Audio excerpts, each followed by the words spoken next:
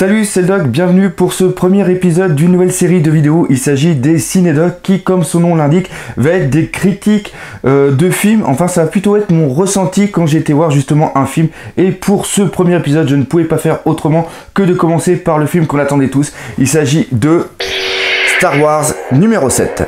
Là, par contre, il manque quelque chose. Pour ce premier épisode, pour ce premier ressenti, je vais faire quelque chose sans spoil pour deux raisons. Premièrement, vous n'êtes pas tous à avoir déjà été voir le film et vous gardez peut-être ça pour la fin de semaine ou alors pour les vacances. Et deuxièmement, même si globalement je dirais que j'ai pris du plaisir à regarder ce film, j'ai quand même un arrière-goût dans la bouche. C'est-à-dire que je suis encore partagé en deux à l'intérieur. Ça c'est un petit... pour ceux qui ont vu le film, vous comprendrez de quoi je veux parler quand je dis justement que je suis partagé en deux. C'est-à-dire que d'un côté, j'ai pris du plaisir à avoir vu le film, mais d'un côté, le fan en moi de Star Wars est déçu au niveau du scénar et déçu par un certain aspect du film. Et pour moi, ce film s'adresse à deux générations. Premièrement, il s'adresse d'une partie à la génération qui a connu la première trilogie avant la prélogie, c'est-à-dire qu'on connu les 4, 5, 6 et même surtout le 4, je dirais même avant les autres films. Et le film s'adresse aussi à ceux qui ont presque aucune notion au niveau de Star Wars et qui vont justement découvrir un nouvel univers. Moi, je fais carrément partie des vieux. Je pensais jamais dire ça de moi, mais ouais, là, je fais vraiment partie des vieux. Ça fout même un petit coup dans la gueule. C'est-à-dire que j'ai connu le 4 avant de connaître les autres. Parce que je les ai jamais vus, le 4, 5, 6, je les ai jamais vus au cinéma, mais par contre j'ai découvert le 4 et après le 5 et après le 6 et je veux dire qu'à l'époque c'était vraiment j'étais tout gamin, ça avait vraiment été une claque. Et dans justement cet épisode 7, on retrouve un petit peu toute la magie, toute l'âme du Star Wars numéro 4 et c'est vraiment quelque chose qui m'a plu quand j'ai regardé ce film, que ce soit au niveau de la façon dont ça a été filmé. Il y a des trucs, c'est vraiment plan sur plan, on reprend vraiment des passages mythiques, vraiment iconographiques. Oui, hein, c'est ça, je sais plus. Enfin bref, des passages vraiment marquants de l'épisode 4 et c'est vraiment des séances qui sont presque repris en entier. Ça me fait un petit peu penser ce qu'on avait eu dans Jurassic Park World. C'est-à-dire que dans ce film-là, il y a des séquences qui sont reprises à l'identique par rapport à Jurassic le premier pour être une sorte d'hommage. Et ça, même si c'est mieux fait dans justement le Star Wars numéro 7, c'est quelque chose qu'on ressent quand on le regarde. Et ça m'a vraiment fait des sourires. Mais à un moment, je trouve qu'il y avait vraiment une surenchère à ce niveau-là. On était presque arrivé carrément dans du fan service. L'autre chose aussi que j'ai bien aimé, mais qui ne colle peut-être plus maintenant avec l'ambiance des films en général, c'est-à-dire que on a vraiment, par exemple, on reprend vraiment au niveau des monstres, non pas des effets spéciaux, mais carrément des maquettes, vraiment des costumes. Et ça, faut dire aussi qu'il l'avait fait justement dans le Star Trek J.J. Abrams. Et ça, c'était vraiment cool de retrouver. Mais par contre, quand les gens descendent du vaisseau, qu'il y a tout le monde qui court pour aller les rejoindre, ça fait carrément penser à ce qu'il y avait eu dans l'épisode 4 sur Yavin. Et je trouve que ça n'a plus lieu d'être. Pareil, les Stormtroopers, quand on les voit courir, ça reprend carrément ce qu'on voit dans le 4, la façon dont ils courent. Et ça peut lâcher un petit sourire pour le vieux fan qu'on est, mais je trouve que dans la mentalité, dans la vision des films maintenant qu'on a au niveau de la science-fiction, ça fait un peu old school et ça n'a plus, comme j'ai dit, ça n'a plus lieu d'être. Et le problème aussi pour moi qu'il y a eu, c'est au niveau du scénario. C'est-à-dire qu'on arrive dans le film et bam, même déjà quand ça commence avec le générique où on a le défilement des images, des textes, quand on commence à lire le texte, on se dit un petit peu « What the fuck ? C'est quoi ce délire ?» Parce qu'il y a un nouvel ordre qui est mis en place, qui est justement le premier ordre. En vous disant ça, justement, je vais pas vous spoiler, c'est un truc qu'on a directement dès le début. Et ça n'a pas de continuité par rapport à l'épisode 6. C'est ça, le retour du Jedi, et c'est ça qui m'a fait un petit peu mal. C'est là où j'ai eu un petit peu du mal à rentrer justement dans le scénar. C'est que dès le départ, il y a plein de choses qui nous arrivent dans la gueule, et on se dit, mais qu'est-ce qui se passe par rapport au 6 ?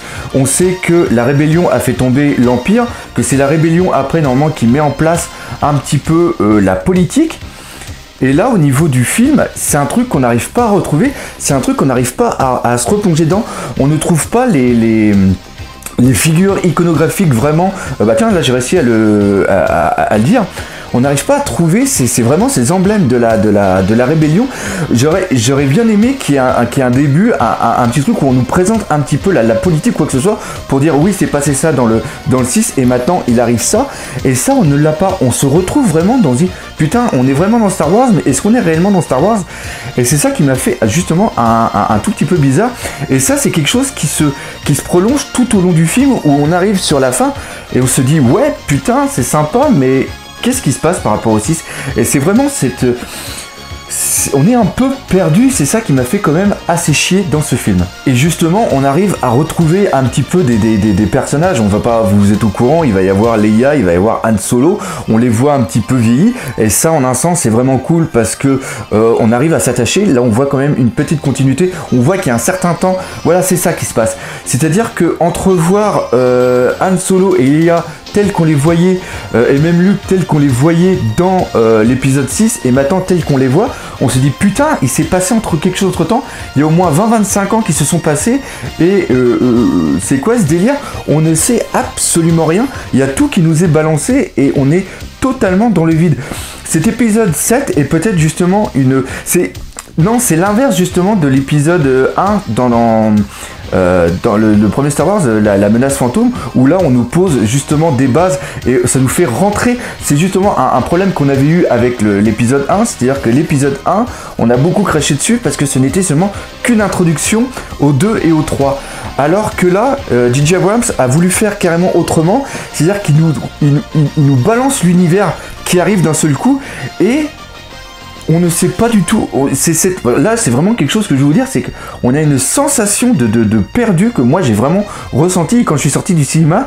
C'est quelque chose qui m'a fait un petit peu dire putain, on est content de retrouver des personnes, mais on se dit putain, qu'est-ce qui s'est passé? On a vraiment ce manque qui nous arrive. Pareil, au début, il y a un dialogue entre deux personnes, et tel que nous est présenté un personnage, il a un lien justement avec la première trilogie, mais on n'arrive pas à trouver le lien, on n'arrive pas à trouver... Tout le long du film, il y a quelque chose dans ma tête qui me disait, mais c'est qui ce mec? C'est qui ce mec? Et ça m'a gâché un petit peu le reste du film parce que je n'ai pas réussi à poser ces bases pour pouvoir savourer pleinement le Star Wars numéro 7. Et ça, c'est peut-être dû au fait que je suis un vieux con réactionnaire, c'est-à-dire que j'ai bien aimé le 4, 5, 6, j'ai moyennement aimé le 1, 2, 3, et justement après la prélogie, j'ai voulu combler un manque, et je me suis lancé justement dans la lecture des romans qui était vraiment génial. Tout ce qui se passe après au niveau des romans, c'est absolument de la balle, et quand justement J.J. Abrams a dit, moi, tous les romans, on va annuler ça, on va repartir justement sur une nouvelle base, c'est un truc qui m'a justement un petit peu fait peur. Et là, je vais revenir sur ce que j'ai dit au début, c'est-à-dire que ce film s'adresse à deux publics, les vieux avec pas mal de clins d'œil, et aussi aux jeunes qui, eux, n'ont pas trop de notions au niveau de Star Wars, qui ont peut-être lu un petit peu les résumés pour savoir un petit peu ce qui se passait.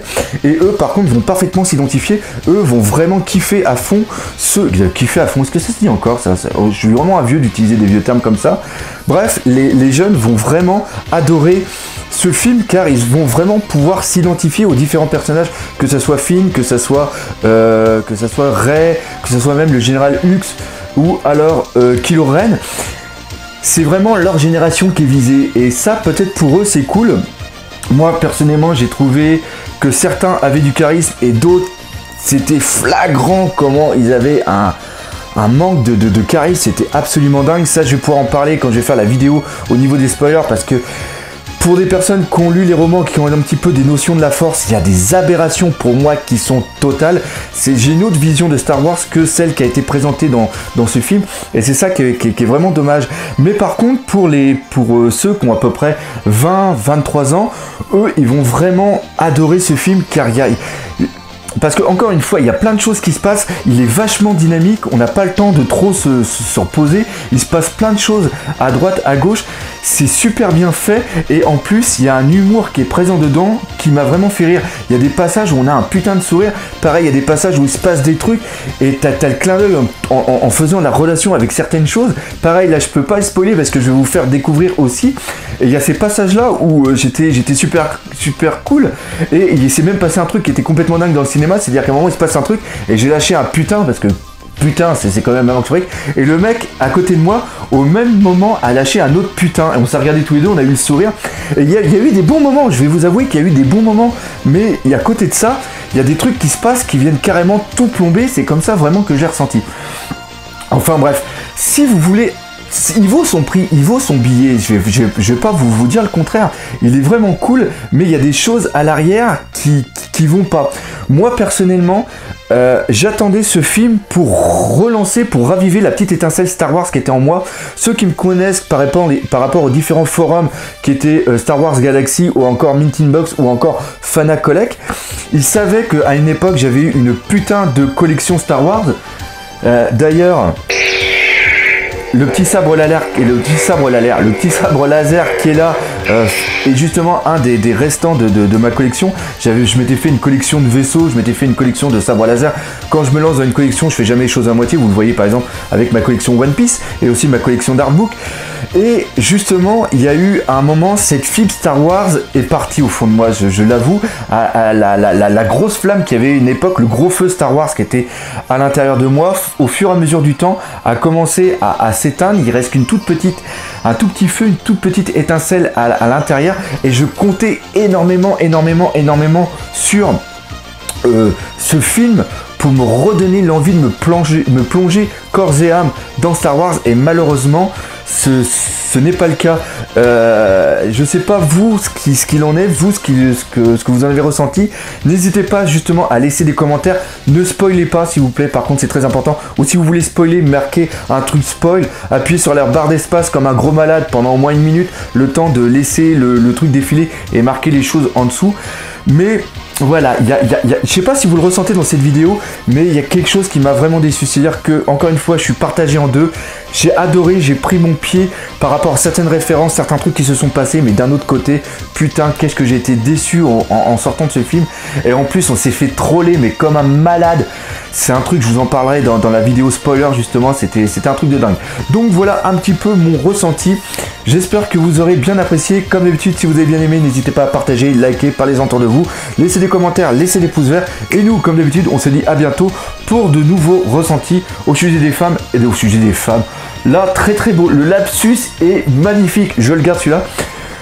Notre ressenti au sujet des films et surtout pour le prochain épisode où je ferai un commentaire de ce film avec des spoils. Voilà. Allez, salut!